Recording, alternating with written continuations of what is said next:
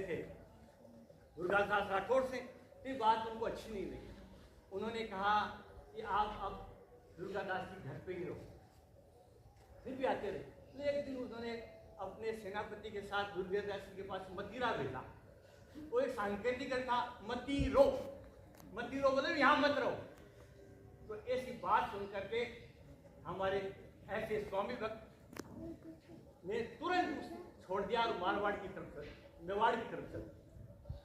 उन्हें कतई विरोध नहीं था। जिस प्रकार एक बार अकबर का सेनापति था, उसने भी विद्रोह किया था, उसका अभिन्न अंग था अकबर का, लेकिन मानी नहीं थी बात। लेकिन ऐसे स्वामी भक्त ने बात मानी, चल दिए। फिर वो गए, थोड़े दिन रहने के बाद में उज्जैन चले गए और शिप्रा नदी के पास में उसकी समाधि है। और 22 नवंबर 1718 में उनकी मृत्यु हो गई। ऐसे थे हमारे वीर दुर्गादास। वीर दुर्गादास के बारे में एक राम नाम के जाट किसान ने कही थी, डमक डमक ढोल बाजे, डमक डमक ढोल बाजे, आछी डमक डमक ढोल बाजे, आछी डमक नगारा की, आज से घर दुर्गो नहीं हो तो सुन्नत होती सारा की। अगर आजकल जी के घर दुर्गादास नहीं पहनते जन्मते तो सुन्नत होते सारों की, सारों सबका इस्लामीकरण हो जाता।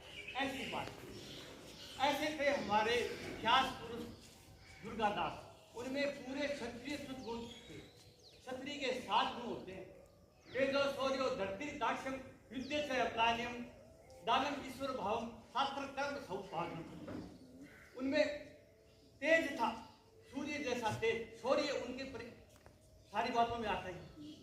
धैर्य तो देखो छापामार युद्ध करती पद्धति थी, कहाँ रहते, वो तो चलते घोड़े पर भी क्या है, खाने के लिए समय था, घोड़े पे रहते थे और अपने भाले की सेल पर आटा लगा करके और जल की चिताओं में सेक करके खाते थे। ऐसे थे हमारे वीर दुर्गादास।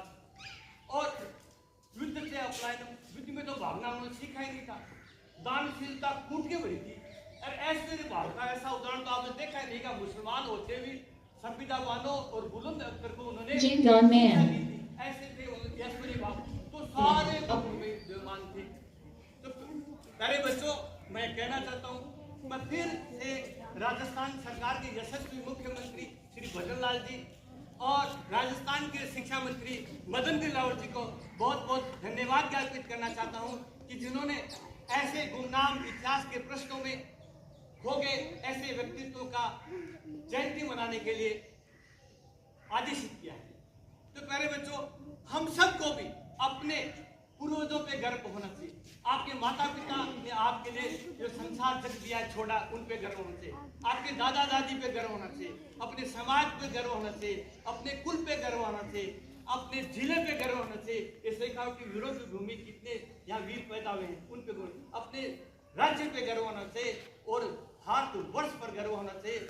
और जहाँ भी आप रहो, जिन वीरों ने अपने प्राण उत्सुक किए, उनकी वजह से हम आज सुरक्षित हैं। अपने आप पर भी गर्व, वरना हम सब लोग को अपने आप में भाग्यशाली समझने चाहिए कि हमारे ऊपर कितने सालों तो दूसरों देशों ने आक्रमण किया, 800 साल तो मुगलों ने आक्रमण किया, फिर भी हम छिन्न भिन्न नहीं हुए, आज भी जिंदा क्यों है? आज भी सनातन धर्म ये अक्षुण है, क्यों है? उन महापुरुषों की वजह से। तो मेरे बच्चों, उनको याद करो और आप भी अपने अंदर क्षत्रियोचित गुणों को जान लो। क्षत्रिय का मतलब ये नहीं कि राजपूत घर में पैदा हुआ, ब्राह्मण हो तो ब्राह्मण के घर में पैदा हुआ तो ब्राह्मण, उसमें गुण होते हैं सारे। न्याय प्रियता होनी चाहिए आप में। फिर मैं सबको जिन्होंने, और एक ही मांग करता हूँ कि जो भी हमारे वीर पुरुष हुए हैं, उन सबका पाठ्यक्रम में उचित स्थान होना चाहिए, ताकि आप लोग जाने और अपने आप में एक देश प्रेम की भावना जागृत हो। जय हिंद, जय भारत।